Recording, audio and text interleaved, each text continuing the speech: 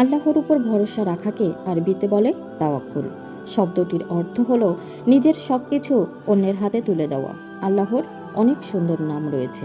আল্লাহর যে নামটি ভরসার সঙ্গে সম্পর্কিত তা হলো আল ওয়াকিল, মানে কর্মবিধায়ক বা যিনি সব কিছু পরিচালনা করেন। কোরআনে আল্লাহর আল ওয়াকিল নামটি 14 বার উল্লেখ করা হয়েছে। যেমন তারা বলল, আমাদের জন্য আল্লাহই যথেষ্ট এবং তিনি সর্বোত্তম কর্মবিধায়ক। সূরা আলে ইমরান আয়াত 173।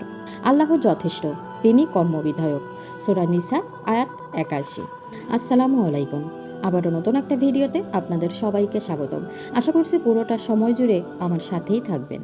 আল্লাহ আমাদের আদেশ করেছেন তার উপর আস্থা রাখতে। তিনি পূর্ব ও পশ্চিমের প্রভু।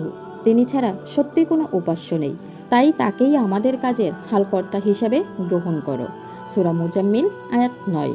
একইভাবে তিনি তার সৃষ্টির উপর আমাদের নির্ভর করতে নিষেধ করেছেন। তিনি বলেছেন, আমি মূসাকে কিতাব দিয়েছিলাম এবং তা বনি ইসরায়েলের জন্য পথ নিদর্শক করেছিলাম। বলেছিলাম, আমার ব্যতীত অন্য কাউকে তোমাদের কাজের হালকর্তা হিসাবে গ্রহণ করো না। আল ইসরা আয়াত 2। এই দুটি আয়াত আমাদের শেখায় আল্লাহর উপর নির্ভরশীলতা একটি ইবাদত। আমাদের পূর্ণ বিশ্বাস এবং নির্ভরতা দিয়ে আমরা একাত্মবাদী বিশ্বাস প্রকাশ করি এবং তাই এই ব্যাপারে আমাদের আল্লাহর কাছেই সমর্পিত থাকা উচিত। আল্লাহর উপর নির্ভরশীলতা কিভাবে বাড়াবেন? আমরা তার 4টি উপায় আজ জানব। তাওয়াক্কুল, আল্লাহর উপর বিশ্বাস ও অলসতার মধ্যে বিভ্রান্তির সৃষ্টি হতে পারে। তাওয়াক্কুল মানে এই নয় যে চেষ্টা ত্যাগ করবেন এবং ভাববেন একইভাবে আপনার চ্যালেঞ্জগুলো সমাধান হয়েই যাবে, বরং আপনি চেষ্টা করবেন এই মনোভাব নিয়ে যে আল্লাহ আপনাকে সমস্যাগুলোর মধ্য দিয়েই সাহায্য করবেন। নির্ভরশীলতা মানে এই নয় যে আপনি জীবিকা নির্বাহের জন্য কাজ করবেন না, শিক্ষা উপেক্ষা করবেন, চাকরির জন্য আবেদন করবেন না বা সাক্ষাৎকারের সময়সীমা মিস করবেন। রিজিকের জন্য চেষ্টা করা শারীরিক ইবাদত। আল্লাহ বলেছেন, তাহলে আল্লাহর কাছে রিজিক খোঁজো এবং তার ইবাদত করো। সূরা আনকাবুত আয়াত 17। হযরত মুহাম্মদ সাল্লাল্লাহু আলাইহি ওয়াসাল্লাম এক বেদুইনকে জিজ্ঞেস করেছিলেন, তুমি কেন তোমার উট বেঁধে রাখো না?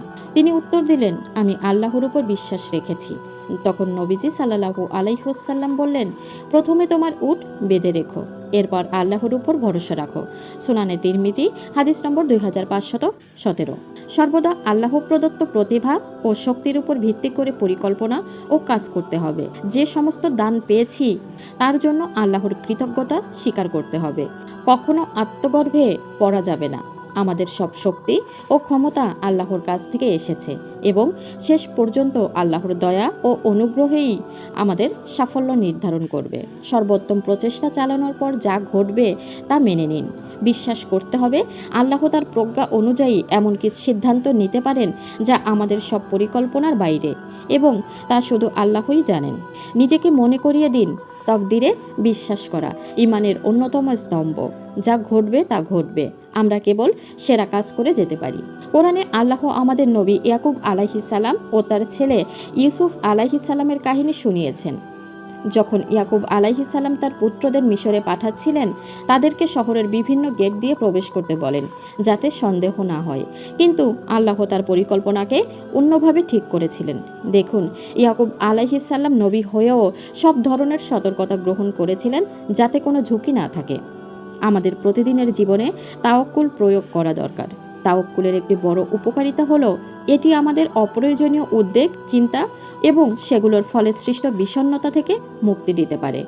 একজন সৎ মুসলিম যে তাওয়াক্কুল বোঝে, সে যেমন কখনো প্রচেষ্টা ত্যাগ করবে না, তেমনি সে সাফল্যে অত্যাধিক আনন্দিত হবে না বা ব্যর্থতায় হতাশা হবে না। তাই আল্লাহ তাআলার প্রতি ভরসা ছাড়া কোনো বান্দা কোনো মুহূর্ত অতিবাহিত করতে পারে না। আল্লাহর উপর ভরসা একটি গুরুত্বপূর্ণ ইবাদতও বটে। আজ এই পর্যন্তই।